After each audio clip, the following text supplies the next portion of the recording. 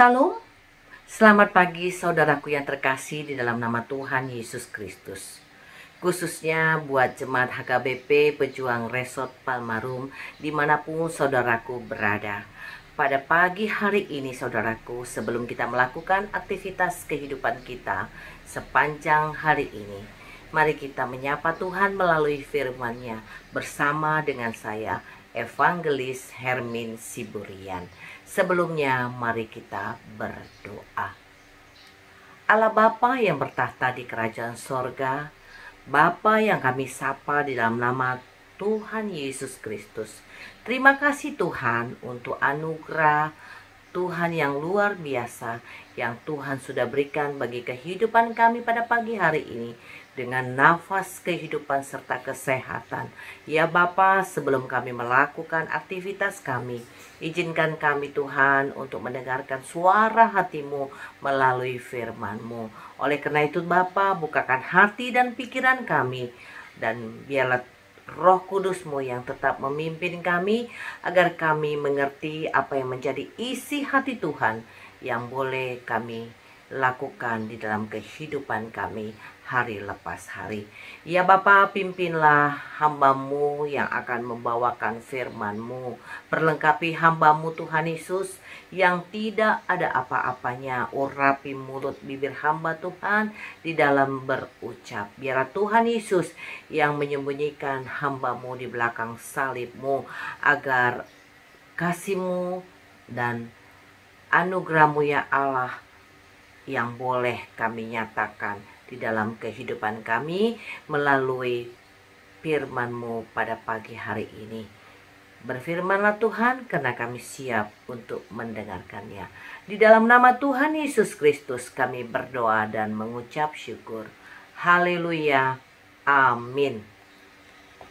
Saudaraku, firman Tuhan yang menjadi renungan kita pada pagi hari ini tertulis di dalam Mazmur 90 ayat yang ke-12.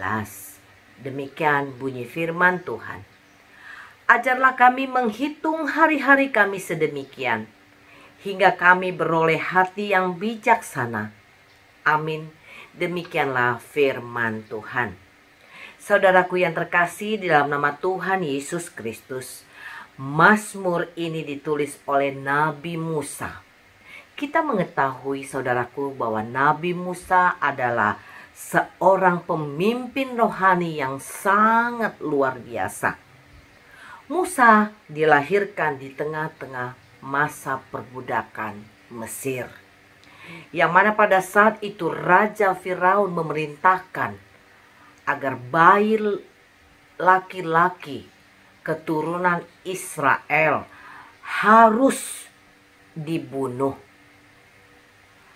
Musa diselamatkan oleh orang tuanya dengan cara menghanyutkan Musa ke sungai Nil.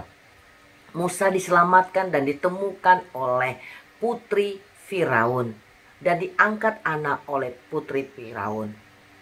Jadi Musa dibesarkan dan dididik di dalam kerajaan Mesir, yang mana maksud dan tujuannya agar Musa menjadi pemimpin yang besar di bangsa Mesir di kemudian hari.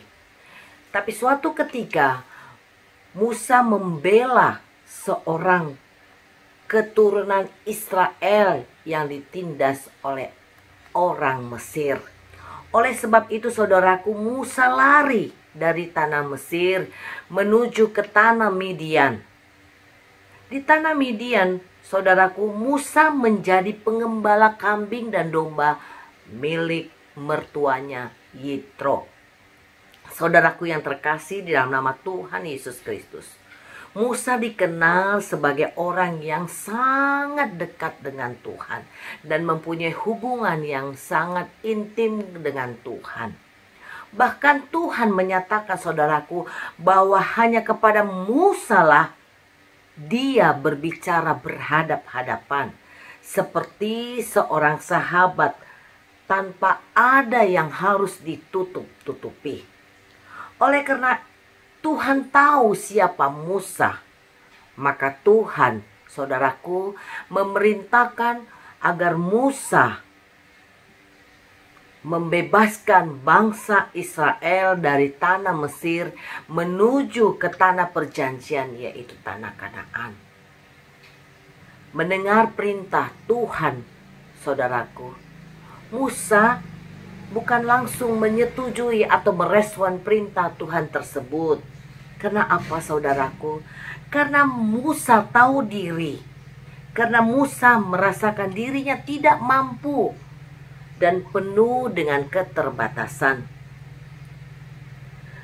Tapi akhirnya, saudaraku, Musa menyadari bahwa Tuhan memegang dan menentukan kehidupannya. Sehingga Musa menyerahkan dirinya kepada Tuhan dan bersedia memimpin bangsa Israel keluar dari tanah Mesir. Namun demikian, saudaraku, Musa menyadari bahwa dia perlu hati yang bijaksana. Oleh karena itu, saudaraku, Musa berdoa, Musa memohon, Musa berlutut kepada Tuhan agar Tuhan mengajar dia untuk menghitung hari-harinya sehingga dia menjadi orang yang bijaksana. Demikian juga dengan kita, saudaraku yang terkasih. Kita sebagai orang yang percaya kepada Tuhan Yesus Kristus harus menyadari bahwa hidup kita ini adalah anugerah Allah yang tidak boleh disia-siakan. Oleh karena itu, saudaraku, kita harus benar-benar harus mampu memanfaatkan waktu yang ada untuk memuliakan Tuhan, untuk menyenangkan hati Tuhan. Dan tidak boleh waktu kita berlalu begitu saja. Seperti pujian yang menyatakan bahwa hidup ini adalah kesempatan. Yang dimaksud syair kesempatan di dalam pujian ini, saudaraku, adalah kesempatan untuk melayani Tuhan. Kesempatan untuk kita memberitakan firman Tuhan dan menjadi berkat bagi banyak orang dan lain sebagainya. Termasuk juga kesempatan untuk memberikan atau memperbaiki diri kita sendiri dan kembali setia di dalam pelayanan kita. Walaupun mungkin, saudaraku, perjalanan pelayanan kita tidak semulus yang kita pikirkan. Pastilah selama dalam perjalanan pelayanan kita banyak rintangan, banyak tantangan, mungkin banyak yang mengecewakan hati kita. Baik itu dari orang lain, bahkan teman sepelayanan kita. Tapi ingat, saudaraku, kita hanya mau menyenangkan hati Tuhan. Kita hanya mau menyenangkan dan memberitakan apa yang kabar baik yang Tuhan sudah berikan kepada kita. Oleh sebab itu, saudaraku yang terkasih di dalam nama Tuhan Yesus Kristus, kita jangan cari alasan untuk bersikap pesimis, untuk kita bersikap pasif atau masa bodoh di dalam menjalani hidup kita. Tetapi kita harus sebaliknya.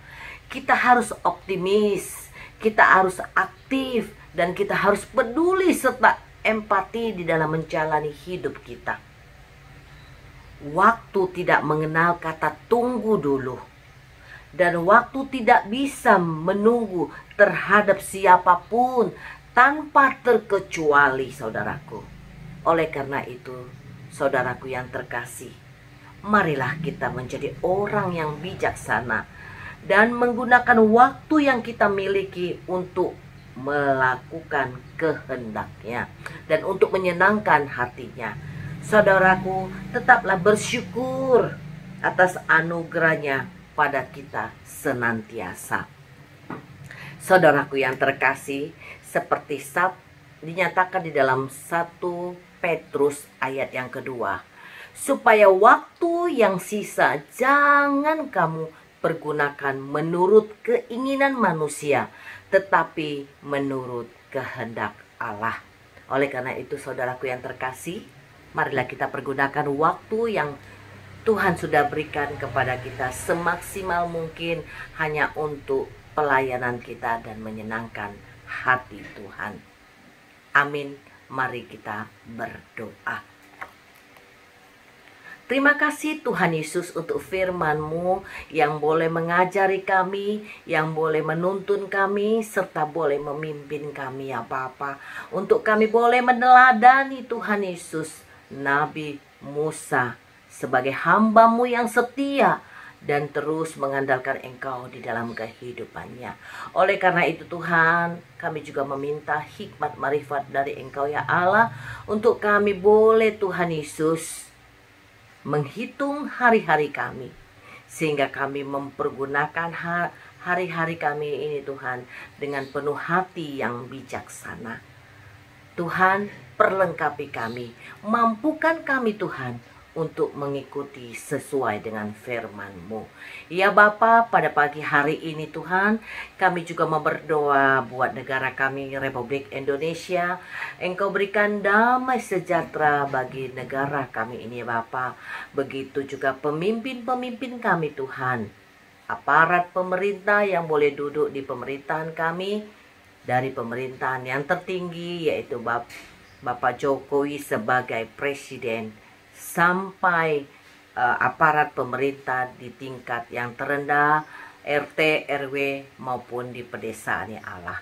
Engkau berikan hikmat marifat kepada setiap aparat pemerintahan kami ya Bapa, agar mereka boleh melakukan pekerjaan mereka sesuai dengan kehendak-Mu ya Tuhan Yesus. Terima kasih Bapa, kami juga mau berdoa buat hamba-hamba Tuhan yang boleh melayani Engkau Tuhan, dimanapun mereka berada Tuhan, di pelosok-pelosok dan di pedalaman-pedalaman yang tidak terjangkau banyak orang. Engkau taruhkan hati seorang hamba yang mau melayani dan memberitakan kabar baik, sehingga banyak jiwa yang boleh dimenangkan kepada Engkau ya Bapa. Terima kasih Tuhan, kami mau pimpinan daripada Roh Kudus-Mu selalu menyertai hidup kami dan melakukan apa yang menyenangkan hati-Mu ya Bapa. Pimpinlah hidup kami Tuhan, di dalam kami melakukan aktivitas kehidupan kami selanjutnya di pagi hari ini. Terima kasih Bapa, hanya di dalam nama Tuhan Yesus Kristus kami berdoa dan mengucap syukur. Kasih anugerah dari Allah Bapa, kasih setia dari Tuhan Yesus Kristus, dan penyertaan daripada Roh Kudus kiranya menyertai kita saat ini sampai selama-lamanya. Amin.